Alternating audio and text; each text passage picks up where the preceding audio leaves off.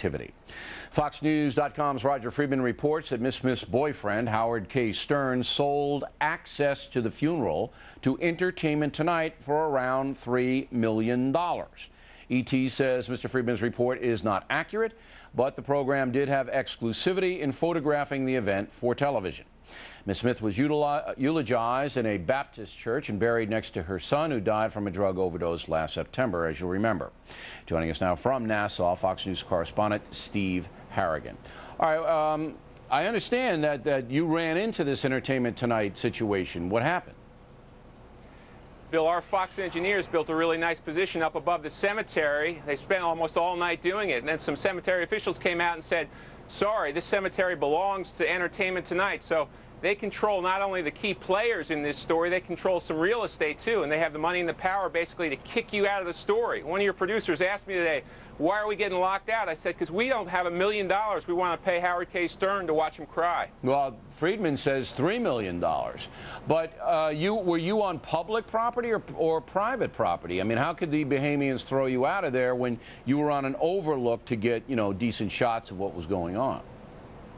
I think we actually got thrown off twice. First time it was the graveyard officials saying it was their property, and then it was police saying it was their property. We ended up in a gully, but actually got a pretty good shot in the end. All right, so you believe that money was spread around, obviously, and not only you, but all the other press was barred from any kind of a position that would be advantageous.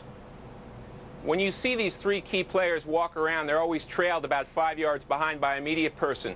So they won't talk to anybody but that media person. It's not that these people don't want to mourn in front of the media. They just want to mourn exclusively to their channel. Yeah, because they're being paid. All right, so that's interesting. And to the end, this poor woman, Anna Nicole Smith, is exploited for money. And I think that's beyond a reasonable doubt. Now, what else did you see surrounding this funeral that caught your attention?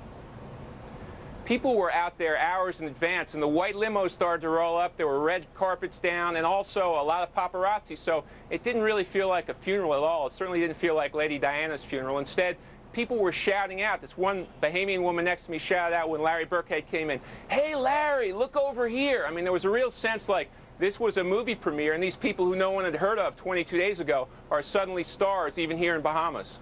So it was more of a event, almost like a movie premiere, than a somber occasion. It definitely felt like, for a lot of the fans who got there hours early, like this was a movie premiere. Everyone had their little cameras out, and they were calling to the stars. It really didn't have the mood of a funeral at all. It's interesting. All right, now I know you went out to, because one thing we haven't heard is how the regular Bahamians, the folks, feel about this whole Anna Nicole Smith situation from top to bottom. So we sent Steve out to talk to them. Roll the tape. It's a beautiful hat, and I love it. And I said, I'm going to wear this for Anna Nicole. In the Bahamas, she's on every channel. I love her very much because she got a chance to be herself. She's home now and she's resting. So tell them, leave Anna alone. We love her. Everybody love her. I'm very happy for her right now. I am at peace. Her spirit, she's now being laid to rest, finally. So, general sympathy and even affection for Anna Nicole Smith, that's what you found out? A whole lot of sympathy down here for Anna Nicole, I think, first because she embraced them. Also, she's a woman who really lived large and put on a show. Even 22 days after she died, she's still putting on a show for the Bahamians. Now, it was all women there. Did men care about her at all? And did anybody comment on the Bahamian minister who got fired because of those pictures of him and her on the bed?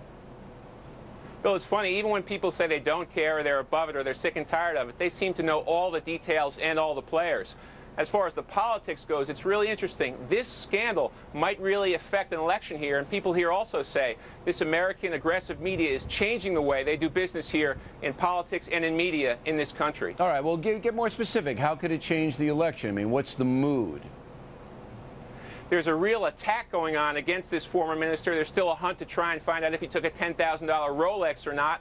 They brought him out on TV. They brought his wife out on TV. It's really what some people call the politics of personal destruction, but it's something new for a lot of Bahamians to have ministers and their wives on TV in tears. It's something new here. Okay, so there is, some bribery allegations in the air, and this is attached to the present government. And everybody in the Bahamas, they look at this as a good thing for the islands or a bad thing? For a lot of commercial people, a lot of taxi cab owners, a lot of restaurant owners, they're happy. It's generated upwards of $500,000 worth of business just over the last few days. Hotels are full, so people are happy for the business. And they've seemed to have avoided the taint of Aruba with that whole Natalie Holloway scandal. So they've seemed to have ridden this one out, made some money on it, and now it looks like the show, at least for now, is over. All right, Steve. Thanks very much for that report. We appreciate it.